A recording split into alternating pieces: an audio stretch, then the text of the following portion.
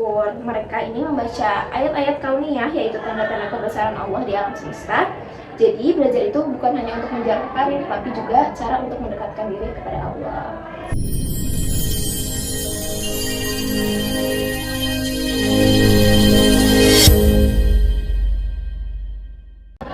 Bismillahirrahmanirrahim. Assalamualaikum warahmatullahi wabarakatuh. Halo Sobat Kemis, kembali lagi di Hamka Podcast Studio, di mana podcast yang akan menemani kamu nih untuk menambah ilmu, berkembang, dan juga untuk terus belajar yang insya Allah akan bermanfaat nih bagi Sobat Kemis sekalian.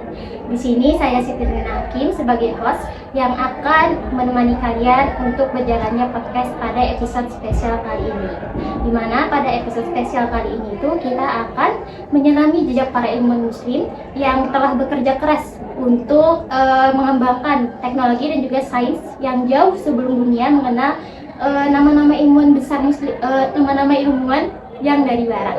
Nah, di sini aku nggak cuma sendirian nih. Di sini aku ditemani oleh teman aku, yaitu Teh Putri. Di mana Teh Putri ini adalah mahasiswi yang aktif untuk menyelami sejarah ilmuwan muslim terdahulu nih. Assalamualaikum Teh Putri. Waalaikumsalam Teh Ina.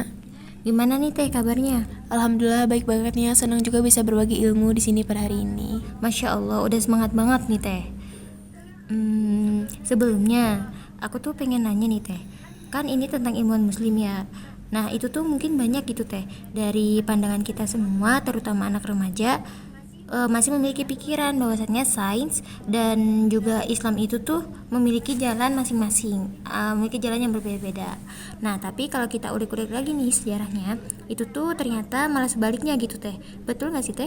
Nah sebetulnya betul banget Teh, di masa keemasan Islam kira-kira abad 8-14 Masehi, itu tuh dunia Islam itu adalah pusatnya ilmu pengetahuan. Nah ilmuwan muslim pada saat itu gak cuma nulis buku aja gitu ya kerennya, mereka itu hingga melakukan eksperimen, mengamati, dan bahkan mereka itu mengembangkan teori-teori yang menjadi dasar sains pada hari ini. Wah, Masya Allah ya Teh. Terus nih Teh, boleh gak sih Teh dikasih tahu siapa sih nama ilmu-ilmuwan muslim itu Teh? Boleh banget dong Teh. Yang pertama nih ada Al-Khwarizmi. Mungkin udah sering dengar juga gitu ya Al-Khwarizmi ini. Beliau adalah bapak aljabar yang memperkenalkan persamaan linear dan kuadrat. Nah, kata aljabar sendiri berasal dari bukunya Alkitab Al-Mukhtasar fi Hisab Aljabar wal Muqabalah. Dari namanya juga muncul kata algoritma atau algoritme yang menjadi dasar ilmu komputer pada hari ini. Oke nih Teh, berarti kalau misalkan kita lagi ngerjain aljabar ataupun yang nanya tentang matematika yang sangat-sangat menguras otak, berarti kita telah mengikuti jejaknya Al-Khwarizmi ya Teh? Betul banget nih Teh, nggak cuma Al-Khwarizmi aja, masih banyak ilmu-ilmuwan lainnya seperti Ibnu Sina yang dikenal sebagai Avicenna di Barat. Nah, beliau ini menulis buku kedokteran yang bahkan menjadi rujukan di Eropa selama ratusan tahun lamanya. Dalam buku tersebut, Ibnu Sina sudah membahas penyakit, anatomi, bahkan metode pengobatan yang terhitung sangat modern pada zaman tersebut. Wah, Masya Allah banget ya Teh Ibnu Sina itu. Nah, tapi setahu aku nih Teh, Ibnu Sina itu juga termasuk ahli filsafat juga ya Teh? Betul banget. Ibnu Sina itu adalah contoh ilmuwan muslim yang multidisiplin, jadi menghubungkan ilmu dengan hikmah. Tokoh selanjutnya itu ada Ibnu Al-Haytham. Beliau adalah tokoh besar di bidang optik. Nah, beliau yang pertama kali menjelaskan cara kerja mata dan cahaya lewat metode ilmiah. Beliau ini dulunya tidak percaya bahwa mata itu bisa mengeluarkan sinar dan membuktikan bahwa cahaya itu masuk ke mata. Nah, inilah yang menjadi fondasi nih Teh, bahwa lahirnya kamera pada hari ini yang kita gunakan hari ini juga. Oh begitu ya Teh.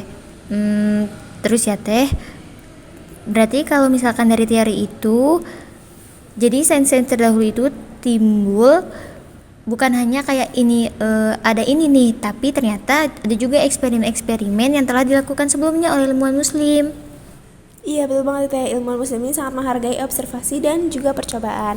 Contohnya lagi ada Al-Zahrawi. Nah, beliau ini adalah bapak bedah modern.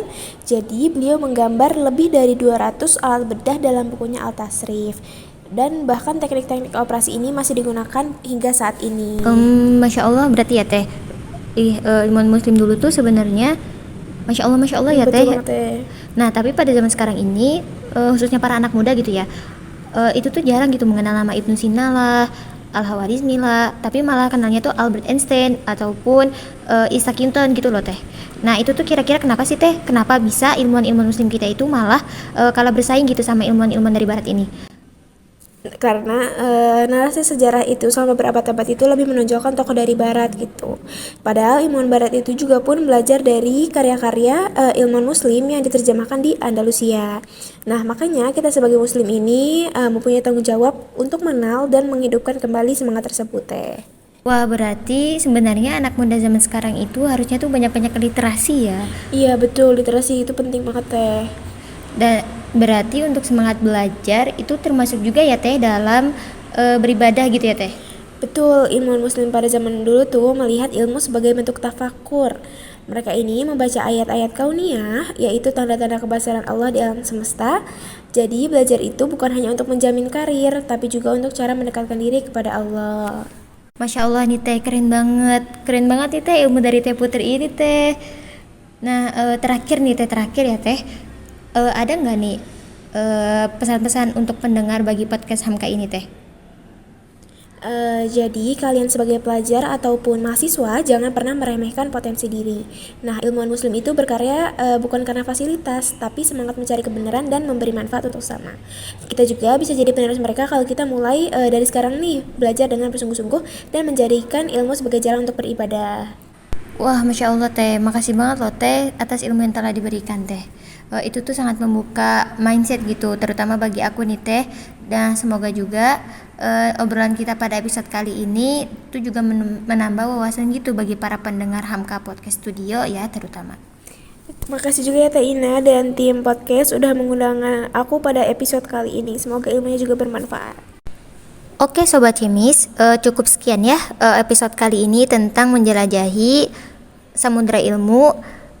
Semoga ilmu yang diberikan Teh Putri ini bermanfaat gitu bagi para pendengar Hamka Podcast Studio. Sampai jumpa di episode Hamka Podcast Studio selanjutnya. Wassalamualaikum warahmatullahi wabarakatuh.